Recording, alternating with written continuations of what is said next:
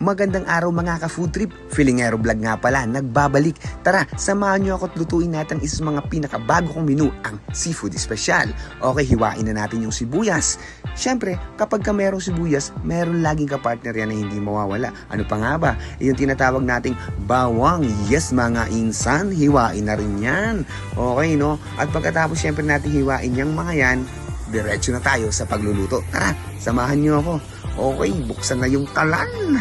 Ayan, okay. Tunawin na natin yung butter. Yan. Just make sure na matunaw siya. Kasi halu-haluin natin para matunaw. Tapos lagay na natin yung ating wangba. Mga Ted ka pa. Sheesh! Okay. Lagay na rin natin yung ating sibuyas. Lutuin lang. Halu-haluin at hanggang sa medyo maluto siya.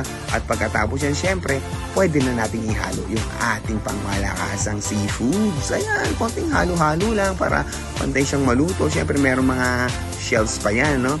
Lagyan na natin ng tubig, simulan natin timplahan, lagyan natin ng salt, insan, okay? Lagyan mo rin ng pepper, insan, ayan, talaga naman, mekos-mekos mo na yan, insan. And syempre yung ibang ingredients, hindi ko na ipapakita, kasi syempre sikreto lang yun. Baka magaya nyo malaman nyo kung paano ko pinapasarap ang aking luto. Tara! Tikman na natin mga ka-food trip. Ayan na nga bang sinasabi ko. Napakasarap naman talaga. Oh. Yan, ang aking special seafood nga pala ay nagkakalaga lang ng 199 pesos. Only rice na yun guys. At kung gusto nyo naman i-take out, okay na okay din. Magbabayad lang kayo ng 189 pesos. Alright?